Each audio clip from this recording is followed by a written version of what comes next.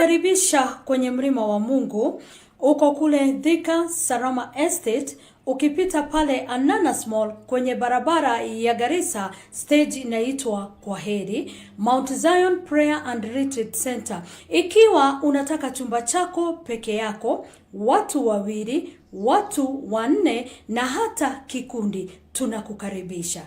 Vitu vyote ambavyo unatumia kule kwenye mlima tunapeana. Mount Zion Prayer and Retreat Center. Ikiwa ungalipenda nambari ya simu 0797953840. Mount Zion Prayer and Retreat Center. Karibuni. Na kukaribisha kwenye mlima. Karibuni sana watazamaji wa Ezra Christian TV. Huyu ni Bazuu the Wise Man. Leo tuna topic kama mada ambao ni muhimu sana ambao tunazungumzia, na tumeibatiza jina tunazungumzia kuhusu kuzimamisha mizunguko ya mambo ama breaking the cycle. Na tunazungumzia kuhusu, unaweza pata kuna rafiki ama mtu ambao unajua kila wakati anajipata kwa ajali, hata kabla hajapona kwa ajali moja amejipata kwa ajali nyingine, na unashindwa mbona huyu jamaa anakuwa na katika hiyo hali. Leo napenda kuwashukuru sana kwa vile ambavyo mpata muda wa kuja, na leo nina daktari ambaye tayari ataweza kutuelezea kinaga ubaga ni nini hasa hufanya watu wanajipata katika hiyo hali. Hata wakati mwingine mitaani watu wanasema huyu ni mtu ambaye amejaa nuksi, ndio sababu anajipata katika hizo hali. Leo tunazungumzia mambo matatu. Ya kwanza ni kwamba wale ambao wanajipata labda alikuwa katika mahusiano na hiyo mahusiano haikuendelea vizuri, alafu akaacha, alafu baadaye akaingia. Kuna wengine ambao wanaenda kwa kazi, amekuambia leo anafanya kwa kampuni fulani, na baadaye unapata uko na hitaji ya jambo katika hiyo. Ukipiga simu unaambia jamaa alishatoka huku karibu miaka kama 2 hivi iliyopita, na ukiongea na yeye unapata hata sasa zile unaongea na yeye unapata alishapitia kampuni zingine kama 3, ilhali kuna wengine wanatafuta kazi hata hiyo kampuni moja hawapati. Nini hasa inafanya hawa watu kujipata katika hiyo hali? Na ndio leo tunazungumzia kuhusu hizo breaking that cycle, ili tuweze kuelewa ni nini. Na kuna labda ambaye anatutizama na anajiuliza mambo haya mbona yananipata na ningependa kujiondoa, ningependa hata kufanya. Utaweza pata kama juzi niliandikwa mahali, kuna mwalimu ambaye alifanya kazi kwa shule karibu takriban miaka 40 na kwa shule moja. Hayo ndio mambo ambayo tutazungumzia leo. Kwa hivyo karibuni sana. Ule ambaye ni mgeni uweze kufinya hiyo subscription, na ule ambaye pia uweze kufinya hiyo bell, na ndio uweze kuwa kupata hizi show zetu wakati tunapozileta, bila ya kungojea wengine wa kuambia kwamba tumeingia hewani. Kwa hivyo karibuni sana. Ningependa kukaribisha mshauri na saha Eliud aweze kutusalimia na atuambie hizo juma mbili ambazo hatujakuwa hewani amekuwa pani gani. Karibu. Asante sana Bazuu. And nafuraha kwamba we get to have another conversation. The good thing with us is that we don't just have conversations. We have conversations that heal, conversations that brings insights, conversations that educate. And I've not changed my name. I'm Eliud, a Counsellor. And for the time that we have not been here, I've just been trying to mind my business. And my business is counseling, mental health, and anything that revolves around assisting people who could be psychologically struggling, or they have some mental health crisis of any kind. And today we are talking about a very interesting concept, or a very interesting topic, which I know most people usually find themselves in, and they don't know why things keep repeating themselves. find yourself in a loop, you find yourself in a cycle of events, and you wonder, kwani mimi nilirogwa? Or could it be that I'm doing something, or something is happening, or someone out there is creating this loop or this cycle of events? And that's why we are here today, so that we can address that issue. And whoever could be going through a cycle of toxic relationships, relationships that don't give them what they want, loss of jobs, accidents, toxic workplaces, and such. So that now we can be able to understand what causes this, and how can we be able to maneuver through it. Thank you. Asante sana mshauri nasaha kwa kuweza kupatia utangulizi mzuri, na kusema kwamba ungali bado unaendelea, na tunashukuru kwamba Mwenyezi Mungu ameendelea kukulinda. Na bila kupoteza wakati, ningependa tuanze na mambo na mahusiano. Watu unapata ameingia kwa mahusiano, lakini anakaa, lakini baadaye anaachana na mahusiano haya. Lakini ukikaa kidogo tena, Mungu anamjalia heri zake, na anajipata ameingia. Lakini pindi tu ameingia, tena unapata tena ameondoka. Nini hasa inafanya mtu anajipata anaingia katika mahusiano ambayo si mahusiano ambayo ni mazuri, na kila wakati anajipata, na angependa yeye mwenyewe, ukihojiana naye anakuelezea kwamba mimi ningependa sana kuwa katika mahusiano ambayo yananifurahisha, mahusiano ambayo naona naendelea mbele, lakini kila wakati najipata katika hiyo hali. Labda utuelezee ili mtazamaji, labda yule ambaye uko ndani aweze kupata huu ufahamu. Naam, kuna watu wengi ambao wao wanajipata katika huo mtego. Let me say it's kind of a trap, whereby you move from this event to an almost similar event, or an exact similar event, or you move from one relationship, you get to another relationship, and whatever was happening in the previous relationship happens in the next relationship, and in the next one, and in the next one, and in the next one. I've even heard of a case of a lady who got into 10 toxic relationships. 10.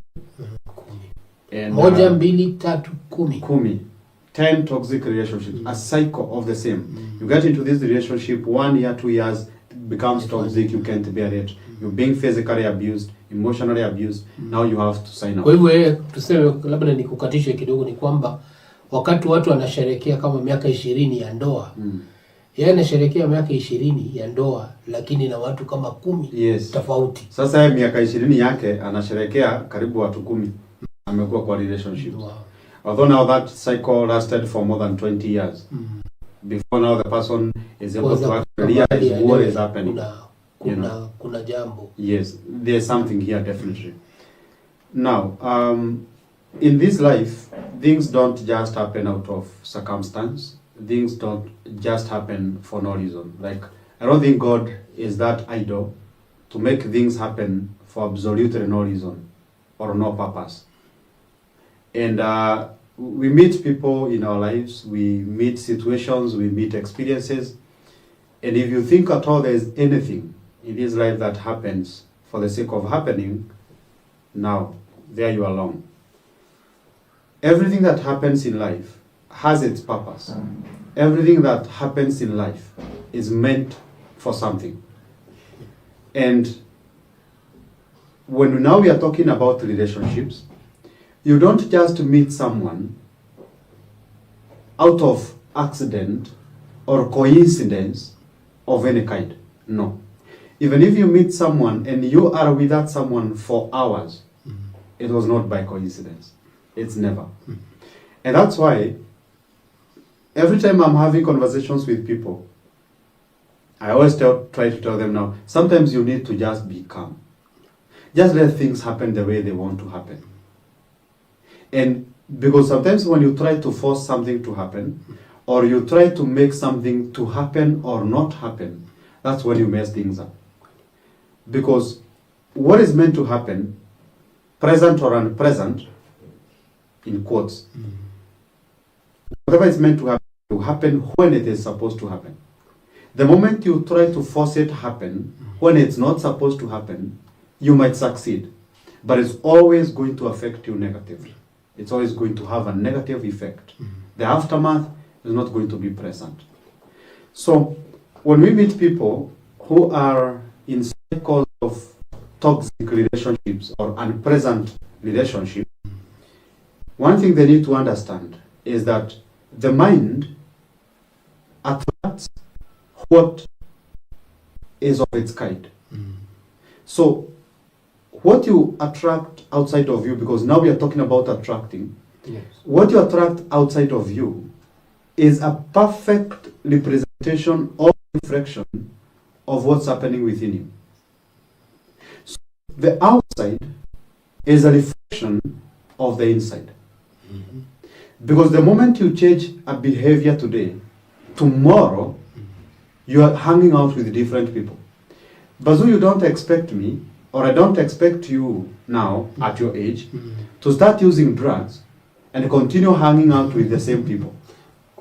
You start using drugs today, I give you 2 months, totally different circle of friends. Why? Because now you're interacting with the peddlers, fellow users. After that, you become a Muslim. I don't expect you to be hanging out with Christians, most likely. You'll be hanging out with such. The next month, you become a thief. I know the kind of people you'll be associating with.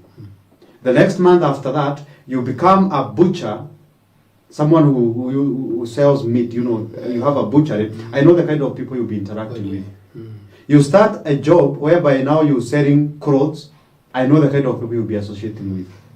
So, the person you become determines the people you attract in your life. And that's automatic. Like, there's no question about that. So, when there is a cycle outside of you, externally, that you do not like, that's a wake-up call for you to reflect. Now, what you see outside is the reflection. Yes. A reflection of what is within you, of what is inside. Now, you want to stop focusing on the reflection because you cannot change a reflection. You can only change the image being reflected on the mirror. Yeah. And that's why Kwa sometimes... hivyo inamaanisha kwamba sababu tunazungumzia kuhusu kuvunja mzunguko, Yes. breaking the cycle. Yes. Na umesema kwamba yale mambo ambayo yako ndani ndio yanadhirika pande ya nje. Yes. Hivyo kama unataka ubadilishe yale ya nje, lazima ya ndani ibadilike. Yes. Na ndio umepeana mfano mzuri sana. Nimepeana mfano. Kwa hivyo mtazamaji ule ambaye anatutazama anafaa kuelewa kwamba kama anajipata katika hiyo hali ya huo mzunguko, basi ni vema aweze kubaini ni nini hasa anafaa kubadilisha. Na labda ungeweza kuzungumzia, sababu umezungumzia mambo ya ndani, na hiyo mambo ya ndani inatokea wapi? Tafadhali. We're talking about what's within you. We're not talking about kidneys. We're not talking about the liver. We're not talking about the heart. No. Our lives, as we are a perfect representation of our perceptions, our beliefs, our values, and our morals, and a few other things. So, what you need to change is not how you dress, but the perception behind why you dress. Because the moment you change the perception behind why you dress, the dressing changes. You don't have to do anything about the dressing. It changes by itself. You know? It's just like the way, as I reflect on that, a perfect example. Bazoo, you take a mirror, and then you stand in front of the mirror. And then now you say to yourself, now, I don't like what I see in the mirror. And you say, I don't like the frownness in the mirror. So I am going to stand here, and I am going to wait until what I see in the mirror smiles.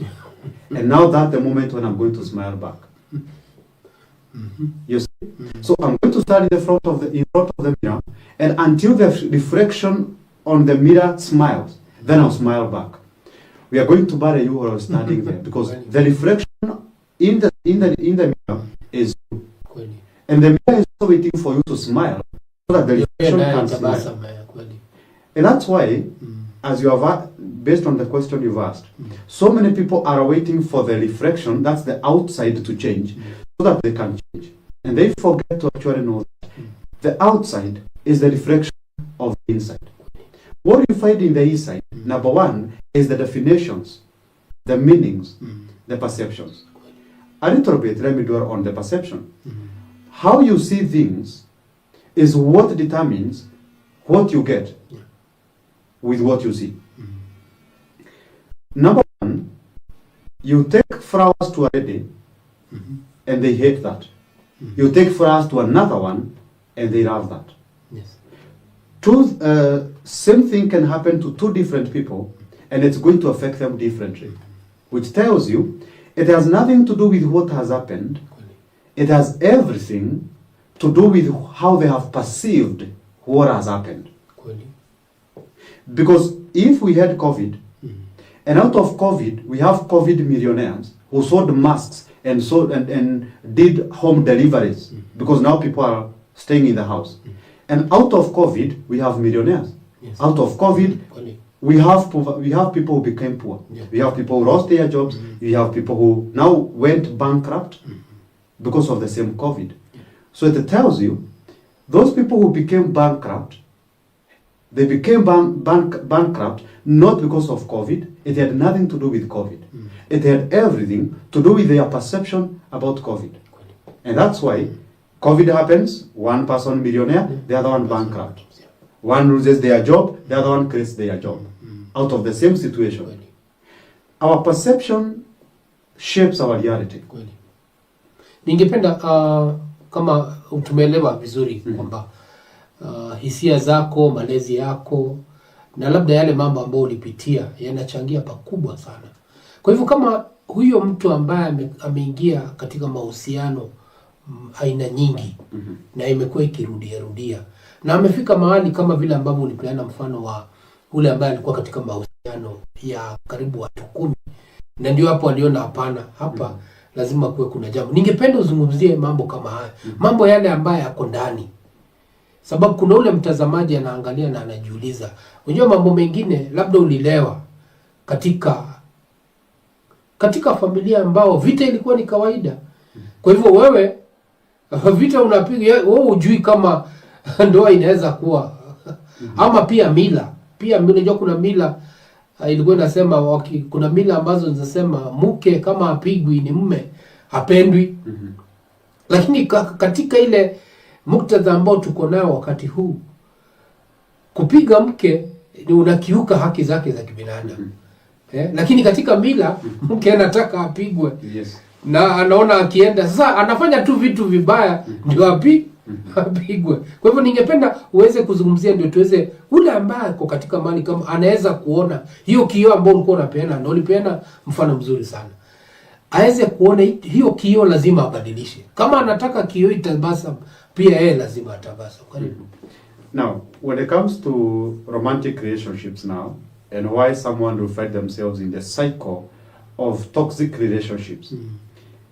Every romantic partner you meet in your life, and sometimes not even romantic, sometimes it doesn't have to be romantic partner, it can just be any kind of relationship. But most specifically, when you're looking at a romantic relationship, every romantic partner you get into a relationship with, they are there to expose something about you that you're supposed to work on. That person is there to serve a purpose. So if the relationship becomes toxic at some point, you need to pause and ask yourself, what within me is being served by the toxic that I'm receiving from this relationship? What is this relationship exposing about me?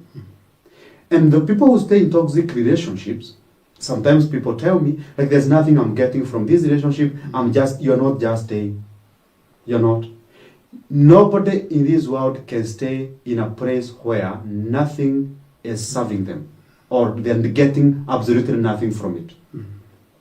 Sometimes becomes so good at learning how to convert toxin into something usable or usable. They learn how to recycle the toxicity in a relationship such that now they are able to absorb the toxicity and they're able to convert this toxicity into something that is sweet for them. I tell people that pain is pleasurable, and they ask me what I mean. Even toxic can be pleasurable. Toxicity can be pleasurable. Why do you think people do self-harm? Like someone who cuts themselves. Kuna mtu anajikata, anajigwara, anajigogesha ukuta, and they do that frequently. Why? Because they are getting pleasure from pain. They derive pleasure from pain. So someone who stays in a toxic relationship is because they have learned how to get pleasure from pain. So a toxic relationship is exposing something about you that you need to address. So when someone is in a toxic relationship and they decide to stay, there's always a belief underneath that they deserve what they are getting. Okay. That's the reason why you are there. Because as I have told you, nobody can stay in a place or nobody can do something that is not serving them in one way or another. Yeah. So the fact that you're there, it means a part of you believes that you're benefiting, even if you know you're not benefiting. Yeah. There's a difference between knowing something and believing something. Knowing is higher than believing. True. You can know something, but belief makes you stay there. All right? Yeah.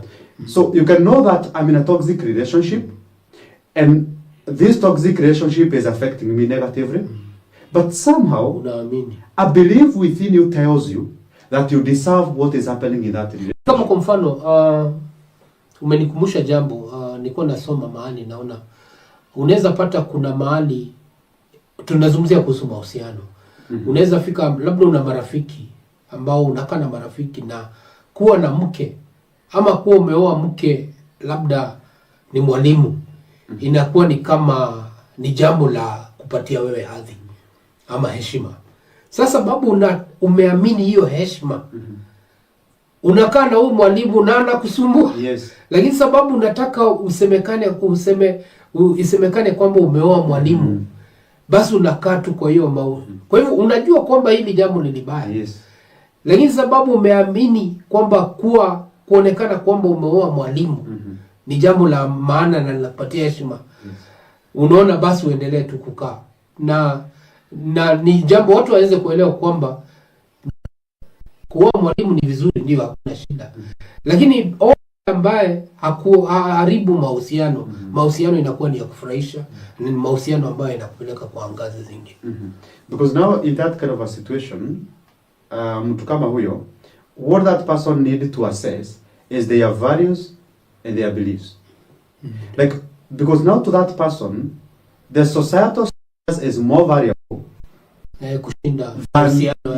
than now choosing themselves. Like, you're choosing the society over yourself.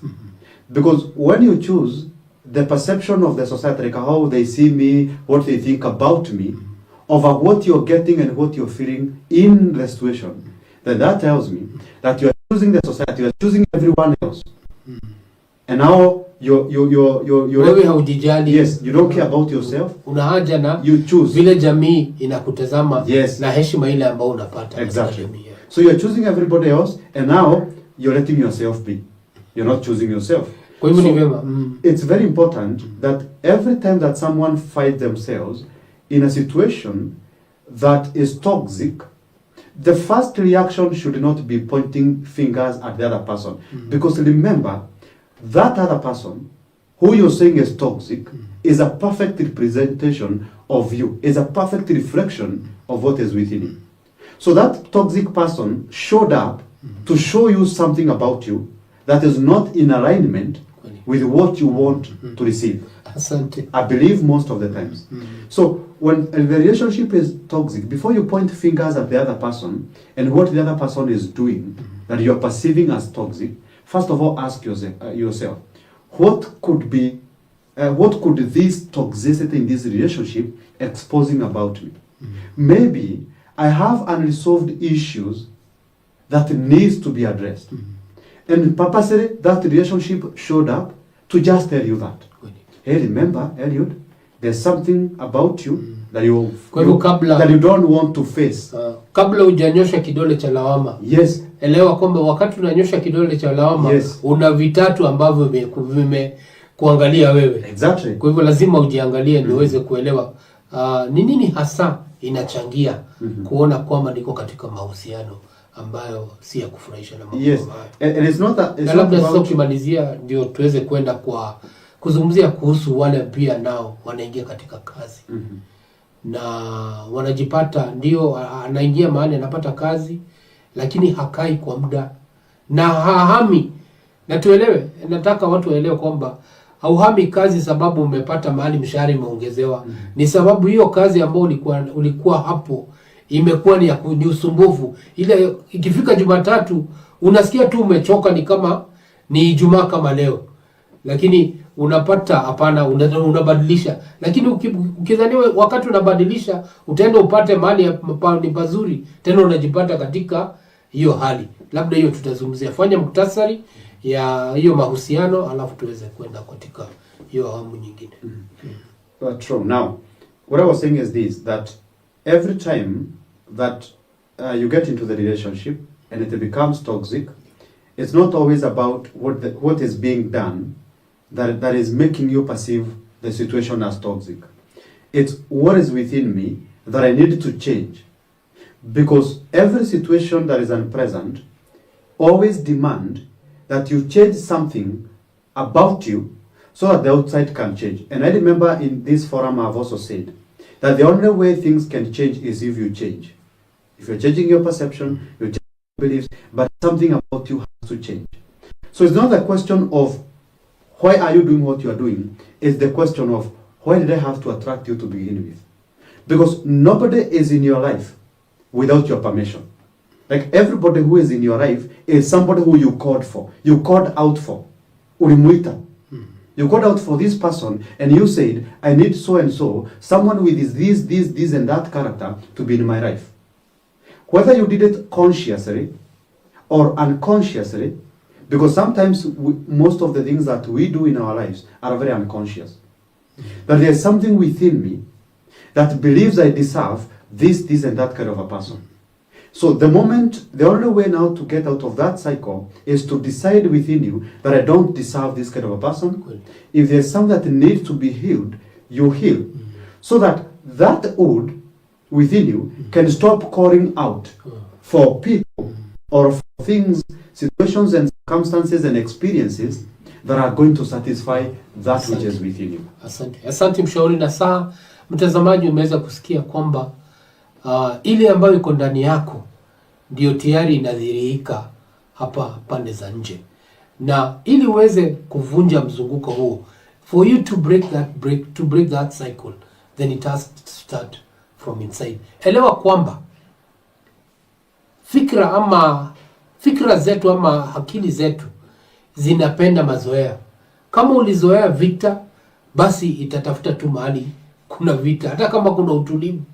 Nadhani mshaona watu katika jamii, unapata mmekaa tu vizuri, lakini akiingia tu huyo jamaa namna hii, mnaona mnaanza kuinukiana. Kwa hivyo ni vyema uweze kuangalia mambo kama hayo ili uweze kuvunja mzunguko wa mahusiano ambayo ni sumu. Kwa hivyo sasa tuende tuangalie hao ambao wako katika mahali pa kazi. Na unapata zamani watu walikuwa wanaandikwa kazi na inakuwa ni permanent and pensionable, lakini siku hizi watu wanaandikwa na kandarasi, contracts za mwaka moja, miaka miwili, miaka mitano na mambo kama hayo.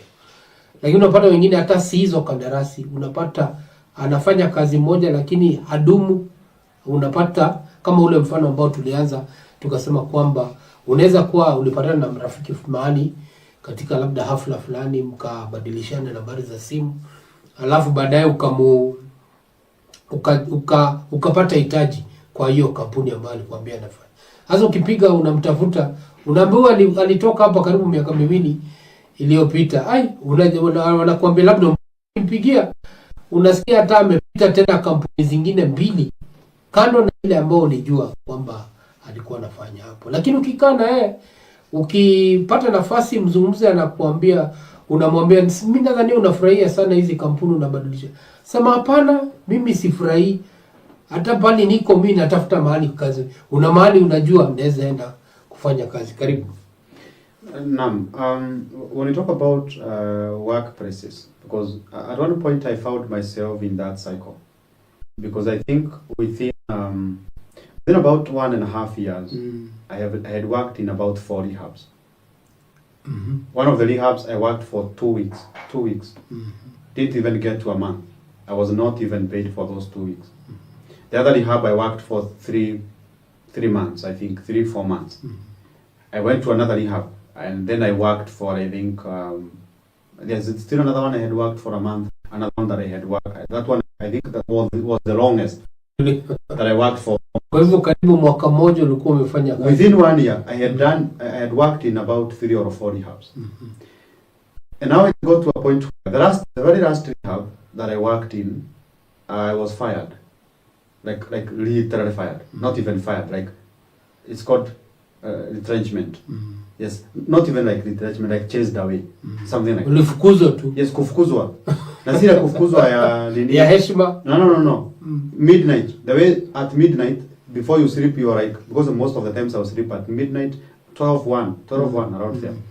12:01 midnight. So now, before I sleep, I'm like, okay, let me see the group whether there's anything at workplace that has been said, and I find a very long text that says, Eliud and 2 other of my colleagues, from this day on, you're not supposed to be seen in the premises of the rehab. Midnight. So I was fired at midnight in a WhatsApp group. Nothing official, just like that. But now, kwa hivyo wakati tukizungumzia hili jambo ni jambo tayari wewe mwenyewe ushafikia. Yes. See, stories are jamba. It's something that I've gone through myself. You know. So we're not talking about things that happens in movies. It's something that's happened to me. So after that, I just reflected, and immediately I didn't know what was happening. So I started now again looking for job. So I got various interview appointments that never fruit. So I get an appointment, and when I'm supposed to go, and then the guys are like, okay, now we are sorry, we are not available, and we are sorry we got someone else, or we are sorry this and that happened. For 4 good months, I never got any job, nothing, literally nothing. Long story short, at some point now I had to sit down with myself and ask myself, what is happening? Because before then, I would talk about actually even before I talk about I get another job. Before natoka huku juu naenda huku. Then nafika huku natoka huku juu naenda huku. You know? But now it's been a period of 4 months, nothing is showing up. And now that called for a reflection from myself, and I'm like, okay, let me see what is happening. Like, what is happening? And so now I just decided at that particular moment, I'm not going to look for another job. If I thought I'm supposed to work, let the job look for me now. So I started doing a few branding things here and there for a few months. And within that specific time, I happened to move from Kikuyu because I was fired in Kikuyu, and now I go to Juja. And within Pirika za Juja, I meet someone, and that person has an office they are not using, and they are like, okay, I have an office that I don't usually use. Is there anything you can do about it or with it? Yeah, of course, I have an organization that I have registered. I just don't have a physical place. Okay, tumia, chukua office, start using it. And from that point now, I grow to the point I am now. I am even able to enroll students and train them and do all those kind of manner of things. And so now, I sit down later and I reflect and ask myself, okay, so what was happening exactly? And I'm like, it's just that there's something I was to get, but I was thinking this is what I'm supposed to get. But until I decided to sit down, settle down, and now wait for things to happen by themselves. That's now when things actually do happen, gets to happen. So within this whole cycle of me moving from this specific place to this, to this, to that, is because there's something that I'm looking for. But I'm looking for it in the wrong places. And I look for, and I interact with people who are looking for happiness from workplace. That's the wrong place. That's actually the only place where you cannot find happiness. Workplace is the only place where you cannot find happiness because you are there to work. If at all happiness is going to show up at all. Labda wewe ikuwe ni mtu ambaye ule ukifanya kazi inakuletea furaha. Yes, and see hiyo kazi itakuwa inakuletea furaha. It's just because you have that perception that what I do is what makes me happy. But in reality, nothing you can do outside of you can make you happy. Because happiness happens from within. And nothing outside of you can influence what's within. Only from within things influence themselves. So Well, now you find yourself in the cycle of, I'm working here, I'm working there, I'm working there. And you move from one place to another.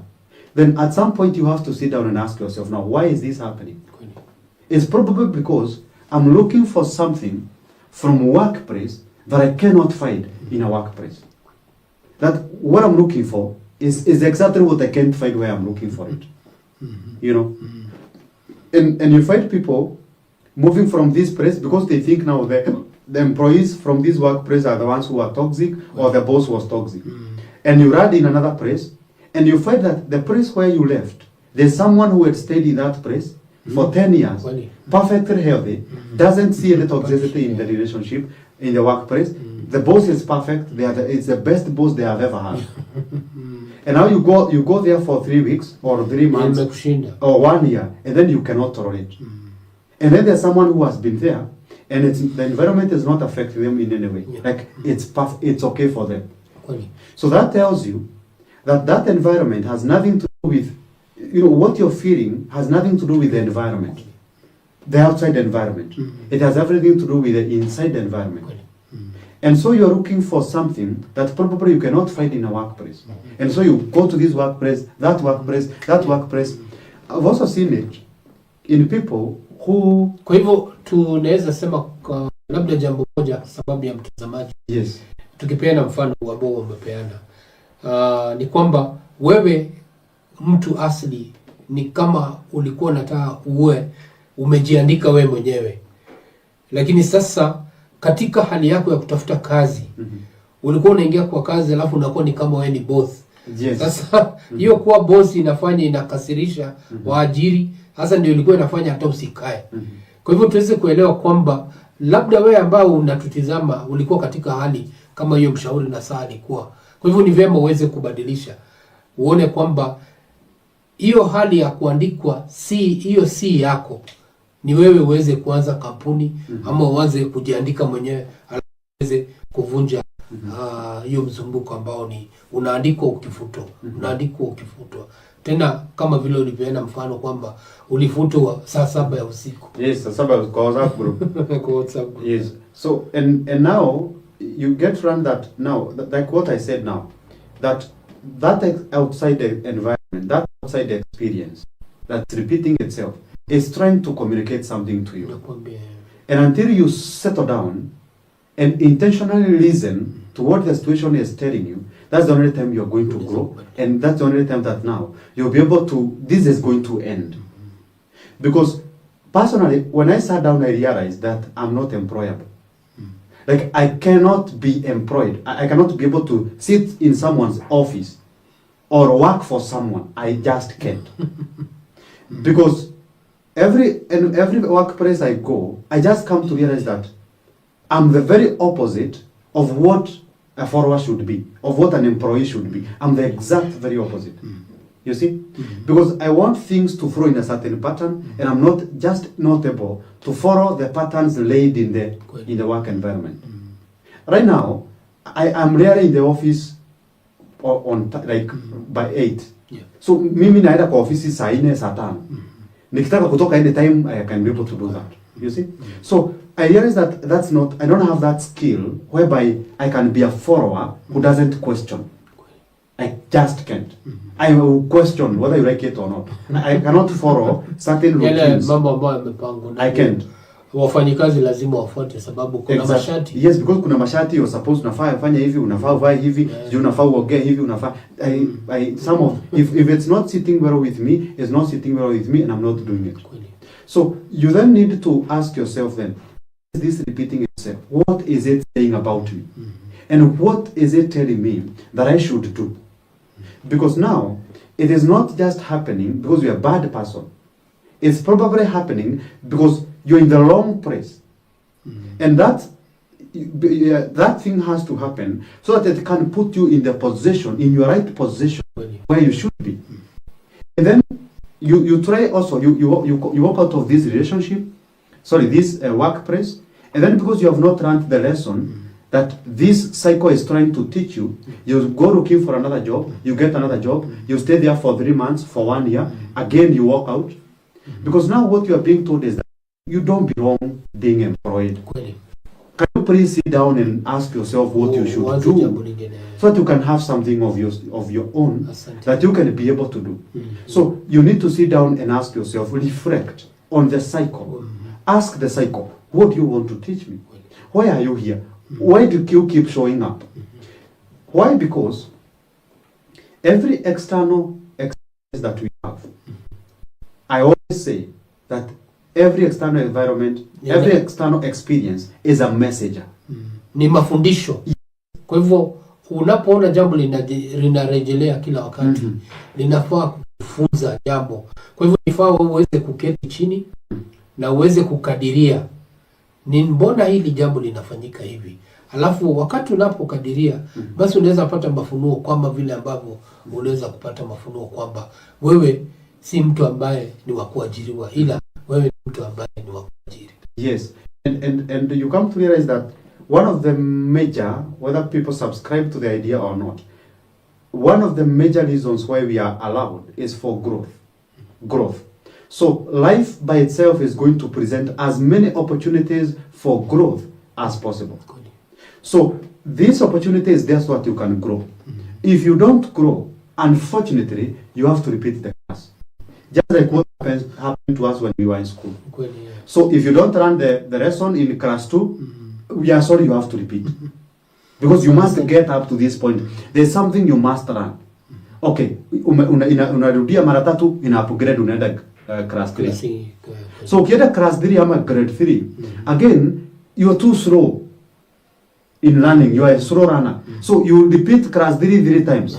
Class 4 times. Class 5, that's why sometimes watu wengine walikuwa wanamea mpaka devu, wananyoa devu wakiwa primary school. Because these people, yes, they are slow runners. So you have to keep repeating the same class until you run the lesson. Until you run, you get to the you run the amount of, you get to achieve the grade you're supposed to to get in that specific class. So every life experience is a class by itself. If you don't run the lesson, then the class, you have to repeat the class. Hence the rule. Asante. You don't learn the lesson this time round, you have to repeat the class. Asante. The class comes again, you don't learn, you repeat until the day you learn the lesson. So now you can have the necessary marks or a grade to go to the next level. Asante mshauri na sana leo amezungumzia kwa kina, na unaona anasisitiza tuweze kuelewa huu mzunguko utauvunja vipi, na ni vyema uweze kuelewa, sababu uweze kuelewa kwamba huu mzunguko una mafunzo ambayo na unatakana uelewe, na unapoyaelewa haya mafunzo, basi inakusaidia kuweza kufanya maamuzi ambayo inaweza kutoa kutoka daraja moja hadi nyingine. Ningependa kuwashukuru sana wale ambao bado wamesalia. Kwa leo tunazungumzia mambo kidogo watu hawapendi kuyazungumzia, lakini katika chumba cha mawaidha ambayo inaletwa na Ezra Christian TV na mwenyeji wetu ambaye ni Bazuu the Wise Man, ambaye tumekuja na tunazungumzia haya mambo leo, kuvunja mzunguko, breaking the cycle of recurrent occurrences, ikiwa ni katika relationships ama ni mahusiano, ikiwa ni katika kazi, na pia hata unajipata kwa ajali ya accident. Unapata mtu alivunjika baada ya kukaa tena, hata kabla hajapona tena amejipata kwa ajali fulani. Ni nini hasa inaleta mtu katika hiyo hali? Ningependa kuwashukuru wale ambao wanatazama. Kuna Elizabeth Wanjiko ambaye amesema it's very true. Tunakushukuru sana kwamba umeendelea na unaendelea kufahamishwa. Na pia Rose Jones pia ameweza kutupatia ujumbe na kusema kwamba anatufuatilia kwa makini sana, sababu hilo jambo ambalo tunazungumzia ni jambo ambalo limekita mizizi katika jamii zetu na limeleta athari mingi sana, na watu kuwa katika hali ya kusononeka na wanashindwa ni nini hasa tunaweza fanya. Kwa hivyo nataka kurejelea kwa mshauri na saha, na nataka kumuuliza hasa katika workplace, kuna watu ambao labda kama kawaida, kuna watu wanaanza kazi kama hizi NGOs, unaanza kama unaingia kwa kazi na haulipwi, lakini katika bidii yako unajipata umeingia unaandikwa rasmi. Lakini vile umeandikwa, sababu ulizoea kufanya huduma bila kulipwa. Sasa wewe unafanya tu kazi na haulipwi, lakini unapata kuna wengine wanafanya kazi sawa na ile ambayo unafanya, lakini wanalipwa mishahara. Hiyo inaweza changia kuona kwamba unahamahama na hautulii katika mahali yako. Labda uzungumzie kwa muhtasari kwa mtazamaji. Yes, it's possible that it can make someone to jump from one or to hop from one job to another. But then I'm interested to ask that person, why are you doing what people are doing, what others are doing, and you're getting nothing for it? If it is intentional, that's what you want. Like for me, I know you guys are getting paid, and I know you have the same equal skills with me, but personally I have enough money. I don't need anyone to pay me. So I'm not here to get paid. I know everyone is getting paid, but personally I'm here because I want to be here. Like this is my hobby. For you it's work, for me it's a hobby.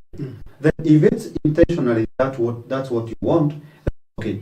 And the idea of jumping from one workplace to another shouldn't show up because you are there intentionally to get no pay, to do what you do without pay. But now, if it's not intentional, it's just like people don't get to pay you, and then now we need to ask a question like, what's wrong with you? Because why would you stay somewhere to offer services that others are offering and you're not getting paid for it? So if that's purely on the basis of volunteership, it's okay. That's what you want. You've signed up for that. Go volunteer. But don't complain that other people are getting paid and you are not, because we will make gear on the basis of volunteering. So when we get ourselves in workplaces where probably we are not being appreciated with what we are doing, you're not stuck there. You can move. Go to a place where you feel you're getting what you want. After all, you shouldn't stay in a place where you're not getting what you want to get. So if you're not getting what you want, doesn't matter what it is, move. Until you find a place where you can be able to get what you want. Or you move and move and move until you realize that what you are looking for is where you are looking for. Because there are people who go into relationships and works and workplaces, as I had mentioned, looking for things that they cannot find in workplaces or in relationships. And it's because you're going to move and move and move and move, go meet all kinds of people, be in relationship with all kinds of people, be in all kinds of workplaces. And then at some point you need to ask yourself, okay, could it be that I'm looking for it in the wrong place? Could it be that yes, it is possible that what I'm looking for is exactly where I'm looking from? Because there are so many people who are searching for things out there and they have them where they are. So you move with the thing, just like someone asked one day that Christians could decide to go out there and search for the people who are lost. And they want to bring them into God or into Christianity. Yes. And so this person was asking, okay, are the people lost know that they are lost? Or could it be that those people who we are searching for are a part of our team which is searching? Because we could be searching for the people, and those people we are searching for are also the part of those who are searching. So tunaenda kutafuta watu ambao hawajui wanatafutwa, na sasa wenye wanaenda kutafutana ndio sisi tunatafuta, na tuko na wao hapa tukitafuta. You see? So that's the same thing that you need to ask yourself. That could it be that what I'm looking for is where I am, like I'm looking for myself out there, where I'm here. You see? And that's why I say that everything is always leading back to you. Because you are what you are looking for. The mirror is the reflection. So trying to change, if for example uko na kidoda ama uko na pimple hapa, you have a pimple that you want to pop. You want to pop it now. And then you go in the mirror, and then now instead of popping this one, unafinya ile iko kwa kioo. So una pop ile iko kwa kioo. It's never going to work. So this is the pimple is here where you are. The pimple is here. So stop looking for the pimple in the mirror. Okay. Pimple is where you are. So if people can be able to turn inwards, I think without going deeper into that, going inward is the same message that Jesus tried to preach everywhere he went. Because Jesus went even a step ahead, telling people that the kingdom is within you. The kingdom is where you are. Looking at all episodes of Jesus healing, and one day I was joking with someone. I was telling them, by then, did you know that Jesus never healed anyone? And that person was like, no, look at all the stories. You know, Jesus healed this person, healed that one. But I was like, no, he never healed anyone. Why?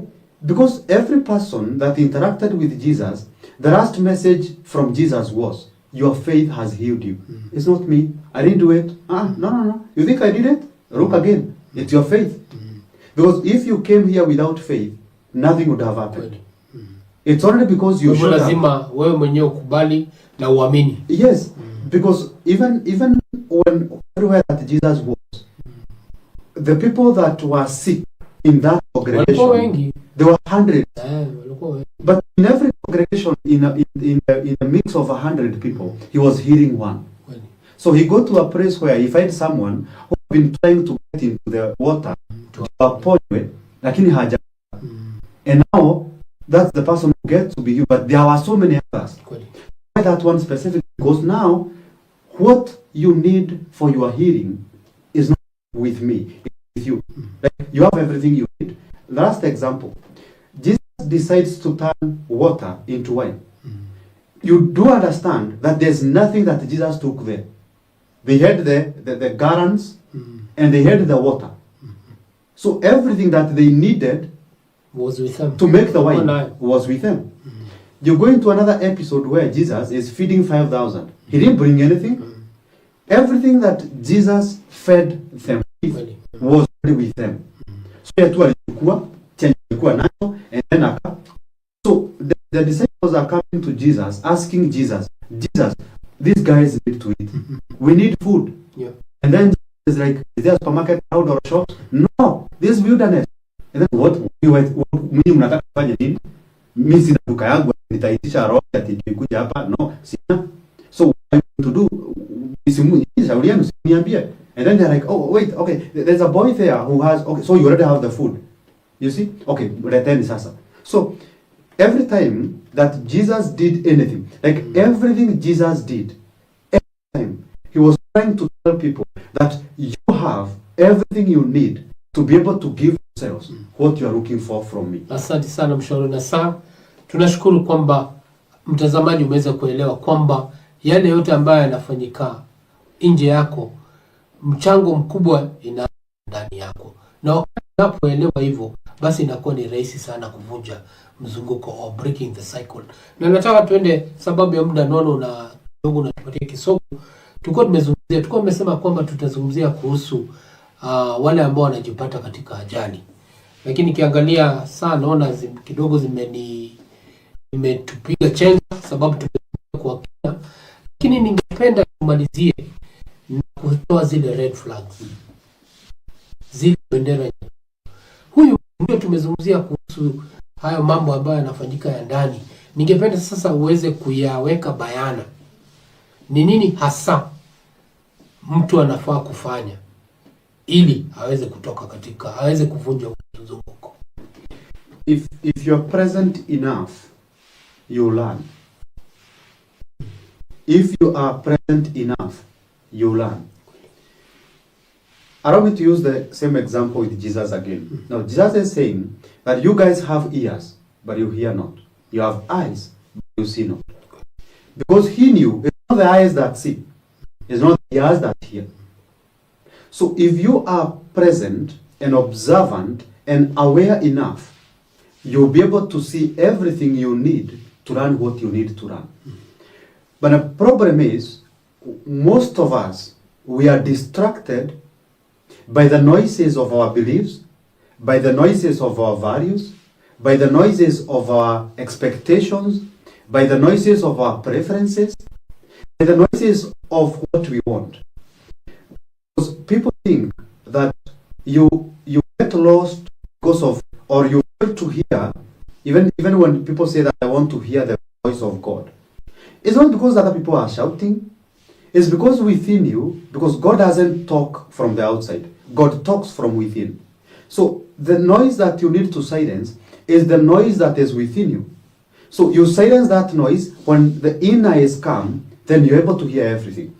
And that now requires total presence. Bring all your attention into what is happening and be able to see everything.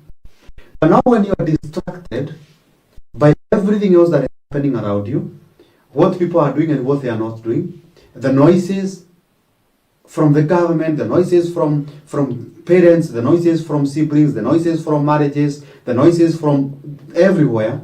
Now, if you get distracted by those noises, you'll not be able to concentrate on yourself within and hear what needs to be changed. So the most important thing, listen. The moment you are working in a place or you're somewhere in an environment and you see that your needs are not being prioritized, then that tells you that it's time to move. You see? But don't move before you learn the lesson. The best way, as I conclude on that, the best way to walk out of the cycle of repeating events that are unpleasant, take a pause, reflect on within, silence the noises, not the external ones, because the most dangerous ones are the ones that are happening in your mind.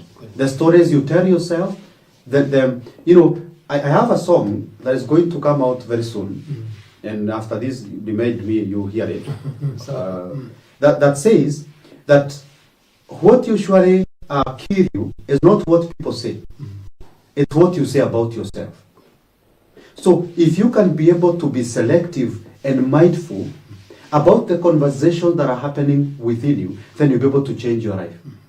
But when you don't pay attention to that, when you just blindly chasing after relationships for the sake of status, you're chasing relationship, you're chasing money for the sake of status, you're just doing things because of the external outlook, not necessarily because they fulfill you. If that's what you're doing, you'll bridally be walking through this life and doing everything that you're doing. And life will never give you what you want. Because the moment you reflect from inside, you're able to solve everything. Yes. Asante sana mshauri nasaha. Mtazamaji, tumefikia mwisho wa show yetu ya leo ambao tuko nazungumza kuhusu breaking the cycle ama kuvunja mzunguko, na tumezungumzia mambo kadhaa wa kadha. Baadhi ya haya mambo ilikuwa ni mahusiano, watu wale ambao wanajipata katika mahusiano, na tulipeana mfano ya kwamba kuna mama ambaye alikuwa katika mahusiano 10 ambaye alifanya katika karibu miaka 20 na, lakini baadaye ndo alikuja kugundua kwamba kuna udhaifu fulani ambao uko ndani yake, na wakati alipopata haya mafunuo, basi aliweza kufanya maamuzi ya busara na akaingia katika mahusiano ambao wakati huu ambapo tunazungumza mambo yamebadilika. Na labda pia uko katika hiyo hali na uko ukiuliza ni lini hasa hili jambo litaisha, basi tazama hii show yetu. Kama umeingia kuchelewa, unaweza rejelea katika Facebook ama YouTube, na unaweza kuifuatilia kwa hatua kwa hatua, unaweza kuelewa. Jambo ambalo tumezungumzia ni kuhusu hii hali ya kuingia katika mahali mwa kazi, na ukiingia kwa kazi, na mshauri na saa akapeana mfano. Yeye hakuwa ameelewa kwamba alikuwa anatakikana kuwa ni mwajiri, si mwajiriwa, na aliandikwa kwa kazi kadhaa. Kama mwaka mmoja alikuwa ameandikwa karibu kampuni 5, na ya mwisho ndio ilipata kumpatia funuo, sababu aliweza kufukuzwa kazi ikiwa ni saa 7 ama usiku wa manane. Ndio akakaa chini akajiuliza, hii ni nini ambao siipati? Na sasa nasema wakati alipofungua mahali biashara yake, ameendelea vizuri na amepanuka, na kwamba kuna mabadiliko. Sitaki kusema kama wewe uko kama yeye, lakini ile jambo nataka tuelewe ni kwamba lazima uelewe, cha msingi ni kwamba lazima ujiangalie ndani yako na uelewe ni nini hasa unatakikana ufanye ndio uweze kuvunja huo mzunguko. Na pia akaleta mambo ya kiroho. Unaweza kuwa pia katika familia yako kuna changamoto fulani, labda kuna laana ambazo zinafuata hiyo familia kiasi ya kwamba ukipata kazi basi huwezi kudumu kwa muda mrefu. Kwa hivyo ni vyema, na akazungumzia na akapeana mfano wa kiroho. Kwa hivyo ni vyema tuweze kuangalia pande hiyo, na ndio kama wewe lazima ufanyiwe mambo kama ya deliverance, ni vyema uweze kuona vile ambazo hizi ni baadhi ya mambo yale ambao tunafaa tuyafuatilie ili tuweze kuvunja mzunguko. Hii imekuwa Chumba Mawaidha ndani ya Ezra Christian TV, na imeletwa ni yule Bazuu the wise man. Na nataka kurejea kwa mshauri na saa nimpe nafasi ya kuweza kupatiana namba yake ya simu. Ndio kama wewe pia unapitia changamoto kama hiyo na ungependa usaidizi, basi itakuwa ni rahisi kuweza kumfikia. Karibu. Alafu tuweze kutamatisha. Naam, so if you'd like to have a conversation with me, could it be virtually, you want to visit me in my office, or you want me to come to your church, or to talk about mental health to young people, old people, I talk to everyone about everything, you can just give me a call through 0713 550 493 0713 550 493. Asante mshauri na saa, nifurahi kuwa pamoja katika studio, na wengi wametumaini wale ambao wamekuwa kitufuatilia. Nimeona show imefuatwa ni watu kadhaa, na nashukuru kwamba wameweza kupata mawili matatu ya jinsi ambavyo wanaweza kumudu hiyo hali. Na ombi letu ni kwamba usisalie pale pale. Show yetu ni show ambayo inakuletea mafunzo. Show yetu ni ya kubadilisha maisha. Usisalie pale pale. Nataka uingie kwa ngazi nyingine. Ngazi ambayo itakufanya wewe uwe mtu ambaye unaweza kubadilisha hali yako na pia kusukuma gurudumu la kitaifa kwa vile ambavyo inahitajika. Ningependa kushukuru mwelekezi wangu Kim Proper na mkurugenzi wangu Ann na mama yetu ambaye anatupatia nafasi hii murwa ya kuweza kukufikishia wewe show kama hii. Hadi wakati mwingine ambao ni Ijumaa kuanzia saa 9 alasiri, ni mimi wenu Bazuu the wise man. Hadi wakati mwingine, Mungu awajalie heri zake.